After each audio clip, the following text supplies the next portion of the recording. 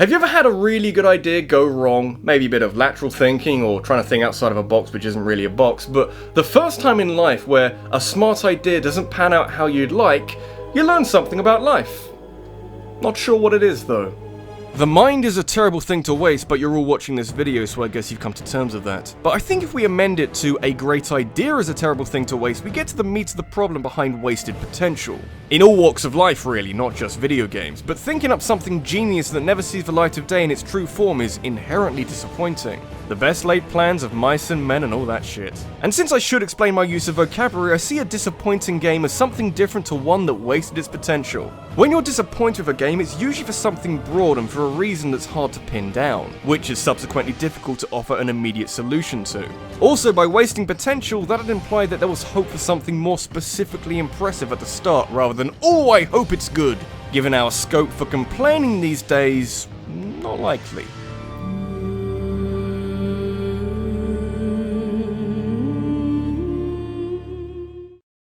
I find it interesting how many video game franchises have their magnum opuses on the GameCube. Famously not the most impressive of gaming consoles. Weird to think that this purple doorstop could keep a child entertained for hours on end, but despite how large parts of the internet view the GameCube, it's still home to some of the best games from the early 2000s. You've got Wind Waker being an awesome Zelda game, in the eyes of many, Resident Evil 4 hasn't been bested before or since, and Metroid Prime is often seen as the quintessential game in the franchise alongside Super Metroid, so it makes you wonder how, despite all of this quality and with the GameCube being this hot zone for amazing video games, what happened with Star Fox? I should point out before this gets out of hand, and hey, it's the internet, that's practically a given, but with certain franchises and with everything taken into account, you expect more from them. I can still enjoy Star Fox Assault because it is a good game, but I can't help but think that it could have been so much better.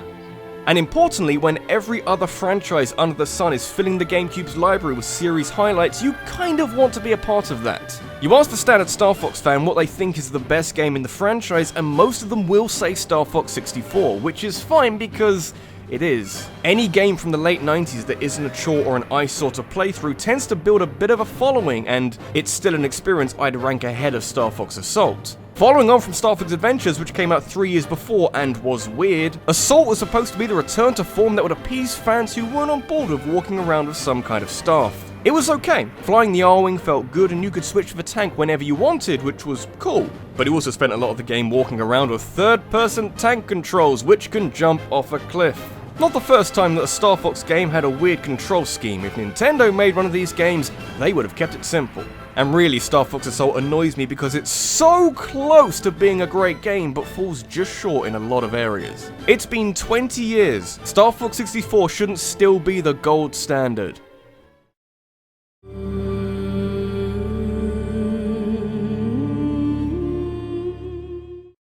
It's very hard to stand out in today's market of video games. Like, for example, if you wanted to play a first-person shooter and haven't got any ties to any particular franchise, then you're looking for that little something different about a game which may draw your eye to it. Often a game can have something resembling limitless potential because of a premise that encourages you to play it. Too Human from 2008 combines Norse mythology with science fiction cybernetically enhanced gods who protect mankind from arseholes. If that description has gone over your head a bit, just imagine Thor as a cyborg.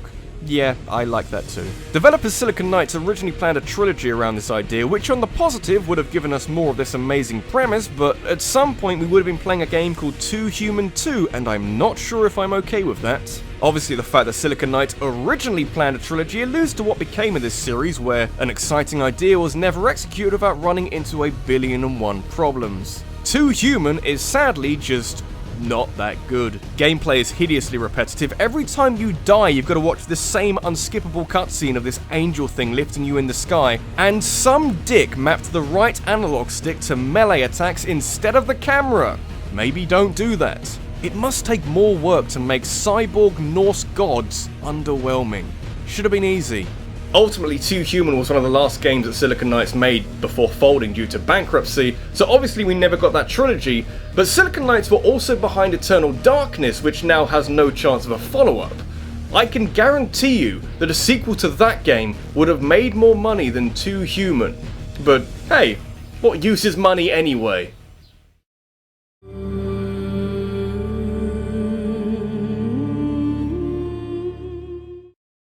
Viral success has always been a bit of an enigma. It's not really based on anything other than a spontaneous obsession with something weird and unexpected, so tracking it as being indicative of a trend is fucking impossible. Often it isn't much more than, "Oh god, look at the funny thing, look how funny it is, I love it so much, give me more of the funny thing, come look at the funny thing, friends and family." And I'm not saying that Pokemon did or didn't go through this, but the world came back for seconds when Pokemon Go came around last year.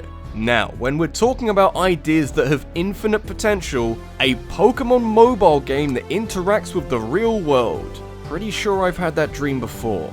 And yet there must have been a point during Pokemon Go's development where Nintendo demonstrated to Niantic what kind of game they wanted by showing footage of the Safari Zone, which is a quirky minigame that switches up how you catch Pokemon, but it isn't Pokemon.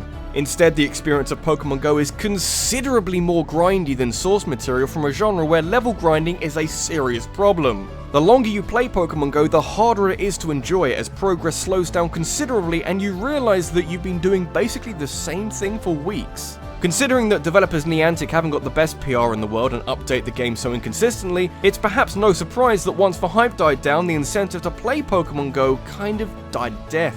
That, and I haven't been able to play it for about a month because of a login glitch, so it can kind of fuck off. When's trading coming, Niantic? It's okay, take your time.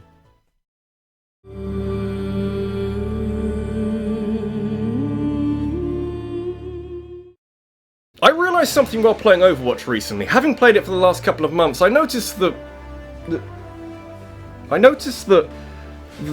Overwatch, and that's no, that it has a lot of qualities that is conducive to multiplayer action, and it's highly valuable. Fuck it.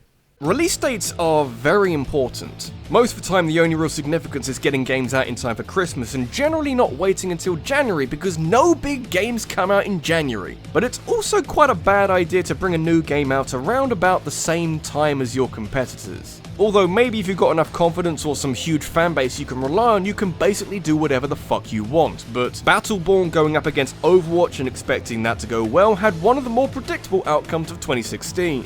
Borderlands is popular, there's no denying that. World of Warcraft, Diablo, StarCraft, just a little more popular though. So the team behind Battleborn didn't have the best sense of release timing, which led to the game being ridiculously overshadowed by the Overwatch juggernaut. But did this bad decision making leak into the game itself? Nah, it's alright. Not without its flaws, but the heroes have been designed pretty well and it's a game you can have fun with. Honestly, the thought of having a class-based multiplayer shooter by the people behind Borderlands is brilliant in theory, but Battleborn never got the kind of momentum it needed to survive.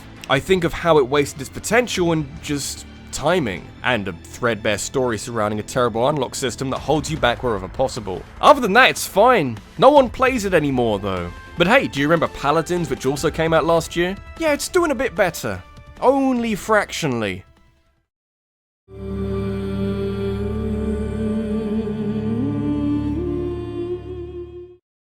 Any story that carries over from one entry in a gaming franchise to the next is likely to be used as some kind of selling point. After all, theoretically any game can give you something fun to play, but being able to immerse yourself in a believable environment that molds to your liking is quite the attractive prospect if you like that sort of thing. That's the fun thing about the Mass Effect games, the good ones, not the accidentally hilarious one. You've got shooting mechanics living alongside the qualities of an RPG with a massively complicated story where you can make Shepard as righteous or as maniacal as you like. Through some save file magic trick, you can have decisions made in one game carry over to the sequel, which is maybe the perfect way to ensure that you feel like your decisions make a difference and that the game cares what you do. It helps you feel involved while also increasing the replayability of the Mass Effect games by a massive amount. By the time you get to Mass Effect 3, you'd have a different conclusion for every player's journey. But that sounds complicated. It probably didn't escape your attention in 2012 that Mass Effect 3 didn't have the best ending, but let's be real here. Many decent games have dropped the ball in the final act. However, not many of them have given you so much control on how you'd like the narrative to develop over the course of 3 games. Developers are allowed to end a game however they like because they have full creative control, but Mass Effect 3 forces you through a linear path right at the end after dozens of hours of dialogue options and moral choices. To see that go to waste is more disheartening than you'd think. Not enough to demand a better one, but the internet is weird. I have to sympathize with BioWare though. Even though the choice of endings is very shallow and not in keeping with the variants that the series was built on, the amount of free reign given to the players over what can happen had caused BioWare to write themselves into a corner. To appease fans, they would have had to expand the ending to take into account an exponential number of different variables, and that would have taken an ungodly amount of effort to do it justice. But just imagine what kind of game we would have had. Maybe we were asking for too much in the end.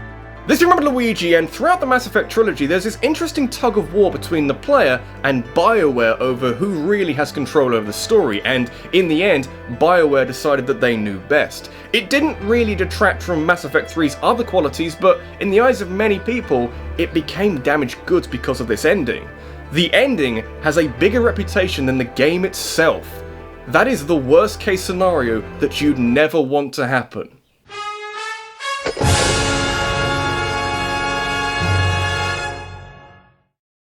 Have you got an idea that you'd like me to turn into a countdown? Let me know in a comment down below, and make sure you check out my Twitter, where I'll be turning the best submissions into a poll where you can then decide the best topic. Thanks for watching, and I'll see you in the next one.